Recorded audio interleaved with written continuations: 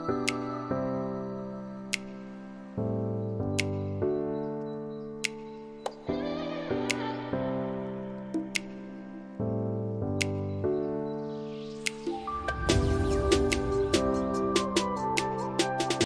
नमस्कार, मी Dhanashree house queen मध्ये तुमचं खूप सारं स्वागत करते। आजचा दिवस तुम्हाला खूप छान आनंदात जाऊ देत, तुमच्या मनातल्या सगळ्या चांगल्या इच्छा स्वामी महाराज पूर्ण करू देत।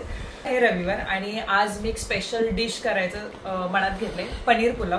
सचिन आणि मी दोघंच आहोत, आरव आणि बाबा ताईंच्याकडे गेले होते तर ते तिकडे राहिले होते, तर मग म्हटलं ठीक आहे काहीतरी चपाती भाजी भाकरी भाजी हे एवढं करत बसण्यात काय अर्थ नाही। बाबा असेल आरव असेल तर त्यांना चपाती भाजी भाकरी भाजी लागतेच। मग म्हटलं काय करूयात, तर मग पहिल्यापासून म्हणजे आधी लहान असल्यापासून स्वयंपाकात एवढा इंटरेस्ट कमीच होता आधीपासून। आणि पहिलं जर मी कुठली गोष्ट शिकले असेल तर ती मी भाकरी। 6वी 7वीत असताना आमटी फोडणी घालायला शिकणं, ह्या बेसिक गोष्टी मम्मीने शिकवले होते। पण पुलाव बिर्याणी ह्या सगळ्या गोष्टी लग्न झाल्यानंतर सचिनना खाण्याची जास्त आवड, आरव पण फूडी झालाय, बाबा पण पुढे, तर त्यांच्यामुळे मी बिर्याणी पुलाव ह्या गोष्टी शिकल्या। आणि मेन आमच्यामध्ये बिर्याणी आणि पुलाव ह्या गोष्टी जास्त आवडीने खाल्ल्या जातात आणि बाहेरून आणण्यापेक्षा घरी केलेलं ह्यांना खूप आवडतं। जसं प्रत्येकाला वाटतं त्याच्या आयुष्यामध्ये सगळ्या गोष्टी ट्रेंडिंग, येट युनिक आणि पर्सनलाइज्ड असाव्यात, तसंच मी माझ्या जेवणामध्ये सुद्धा एक पर्सनल टच असेल याची नेहमी खात्री घेते। मी माझ्या किचनमध्ये टेस्टी ट्विस्ट आणलेला आहे। पनीर पुलाव तसं तर खूप सिंपल वाटतं, पण ह्याचा टेस्ट क्रॅक करणं तितकंच अवघड आहे। परफेक्ट तेव्हाच होईल जेव्हा राईस सुद्धा हाय क्वालिटीचा असेल। यासाठी मी दावत बासमती राईस यूज करते, महाराष्ट्राचा बेस्ट ब्रँड आहे। प्रत्येक दाना जो आहे ना तो इतका खुलून येतो, इतका वेगळा होतो की पुलावमध्ये जीव येतो अक्षरशः।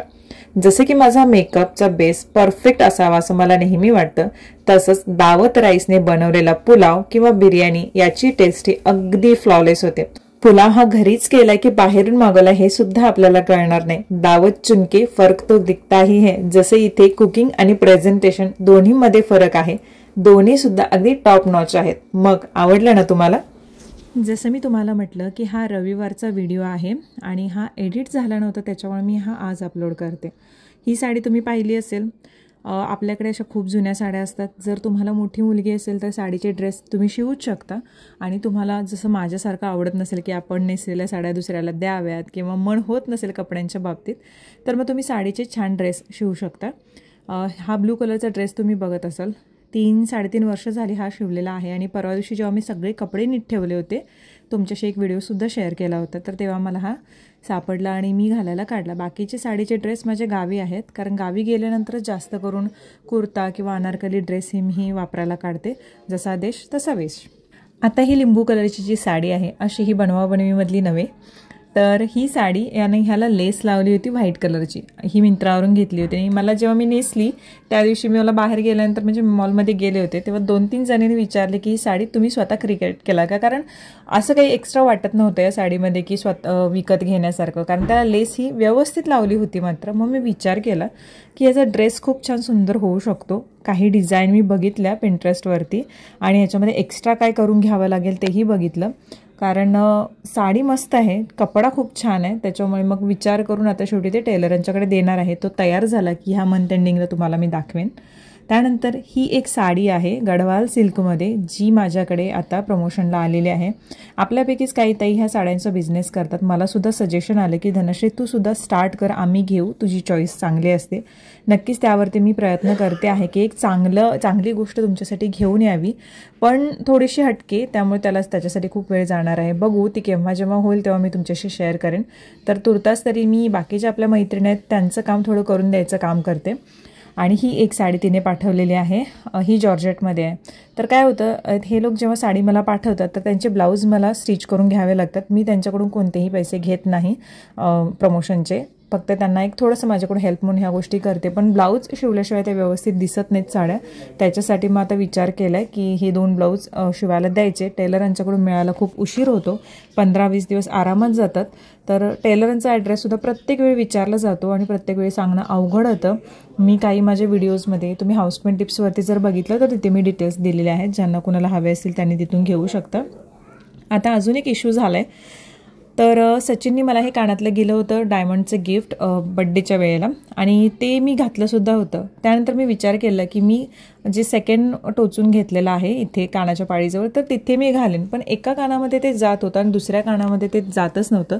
चिडायचा तो कान, म्हणजे चिडणं म्हणजे तिथे जखम होत होती आणि काय करायचं ते सुचेना. कारण दररोज कानातले तर मी चेंज करत राहते मेनली ड्रेसनुसार. मग त्याच्यासाठी मग विचार केला. आणि सध्या एक गुड न्यूज माझ्यासाठी आहे की स्किनवरती जे स्कार्स आहेत ते थोडेसे फील होत आलेले आहेत आता बऱ्यापैकी. आणि हॉर्मोनल पिंपल्सचा थोडासा इश्यू मला होतोच दर महिन्याला, तर तो थोडा कमी व्हायचा. डाएट तरी तसं सुरू आहे. केसांच्या बाबतीतला कालचा एक कमेंट होतं की धनू केस पातळ झालेत का, किंवा स्ट्रेटनिंगनं केसांची वाट लागते का. तर तसं नाही, मी स्ट्रेटनिंग करून घेत नाही, मी केराटिन ट्रीटमेंट करून घेते.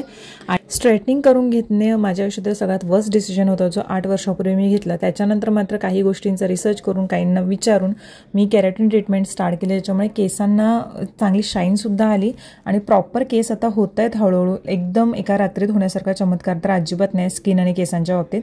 थोडेसे ट्रिम करणार तर आहेच मी केस आता. आणि बघू, ही जर्नी तुमच्याशी शेअर करते. खूप गोष्टी करते मी केसांसाठी, त्यांनी चांगले झाले तर मग नक्कीच तुम्हालाही सुद्धा मी ही सांगेन. आता मी तयार झाले, हे पण तयार झालेत. आरव आणि बाबा स्टेशनवरती आहेत, ते आल्यानंतर आम्ही दोघं पण निघणार आहोत. आणि आज खूप पाऊस पडला आहे कांजूरमध्ये, खूप म्हणजे खूप. मी ड्रेस पण चेंज केला, परत ते ओढणी हे ते. एकतर आम्हाला ते ब्रिज क्रॉस करून जायचं आणि ते पूर्ण असं अवघड पडतं, कारण जर आम्ही असं राऊंड मारून जर गेलो तर ट्रॅफिक पूर्ण भेटतं. त्याच्यामुळे डिरेक्टली मग ब्रिज क्रॉस करून जाणार. आणि ह्या ज्या साड्या दाखवल्या त्या पण द्यायच्यात होत्या टेलरांच्याकडे. बाकीच्या 2 आहेत त्यांचे ब्लाऊज आलेले आहेत, तर मग त्यांची डिटेल्स मी देईनच. तुम्हाला जर ते मागवायचे असतील तर तिथे मागवू शकता. आणि मी हे स्टायलिंग आता असं केलेलं आहे, कम्फर्टेबल आहे माझ्यासाठी. म्हणजे पावसातून जाताना जीन्स किंवा मग हे बरं पडतं जास्त करून. म्हणजे चालायला पण फास्ट येतं, जास्त लॉंग पण नाही, जास्त शॉर्ट पण नाही. आणि स्लीवलेस आहे, त्याच्यावरती मी हे व्हाईट कलरचं जॅकेट जे आहे ते मी केलं, मॅच केलं. आणि तर काय करू विचार करत होते, हे पूर्ण ढिलं वाटत होतं इथून, म्हणून हा व्हाईट कलरचा बेल्ट पण इथं मॅच केलं आहे. आरव आलाय, चला आपण निघूयात. उन्हाळा आला की पावसाळा यावासा वाटतो, पावसाळा आला की हिवाळा यावासा वाटतो, हिवाळा आला की परत उन्हाळा यावासा वाटतो. पण प्रत्येक ऋतूची मजा घेणं आपल्या हातात आहे. ऋतू हे बदलत राहणारच. आपण खूप लोक भविष्याची चिंता करत करत आत्ताचं जगणं विसरून जातो. हे वातावरण किती छान झालं आहे बघा, आणि मस्त वाटतं कधी कधी. मुंबईतसुद्धा असा अनुभवायला मिळाल्यानंतर, मेट्रो पूल झाल्यानंतर खूप सगळ्या गोष्टी मुंबईमध्ये व्यवस्थित होणार हे मात्र नक्की. पण हे कधी होणार आहेत माहीत नाही. आमच्या एरियामध्ये तरी लवकरात लवकर होईल तर खूप बरं होईल असं वाटतं. ट्रॅफिक किंवा ट्रेनला सुद्धा इतकी गर्दी असते की विचारू नका. आम्ही ते ज्वेलर्सचं जे काम होतं ते केलं आणि त्याच्यानंतर यायला निघालो घरी. वाटेतच म्हणजे आमचं जे कांजूरचा गणराज आहे तिथे देखावा जो आहे, जिथे गणपती बसतात, तर तिथे आरती सुरू होती. म्हटलं आरतीचा लाभ घेऊनच जाऊ.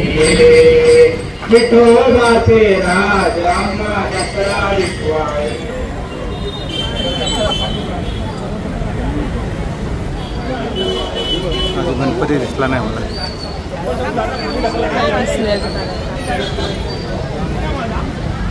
इथून दिसणार कांजूरचा गणराज.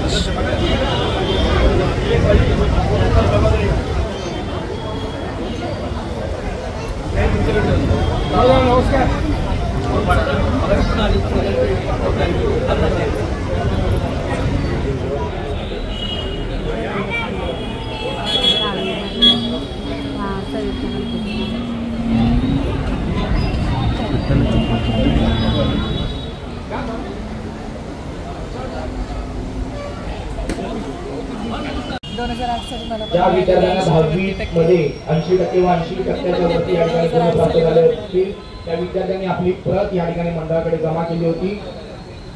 ते विद्यार्थी जर या ठिकाणी आले असतील तर त्यांनी श्रींच्या मंडपात या ठिकाणी बसून घ्यायचं आहे.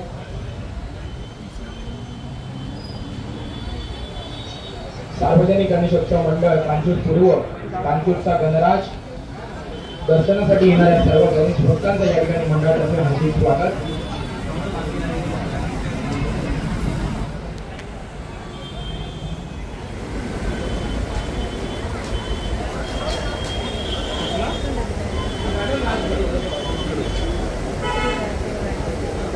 अरे ते झालंच गेल्या वर्षी किती आणायचे मला सांगा. हां 600ला सांगा.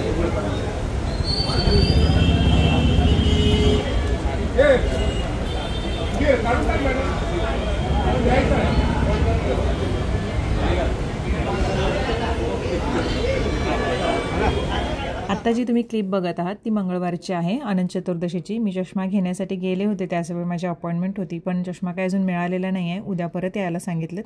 बाप्पांना निरोप दिला आणि घरी आलो.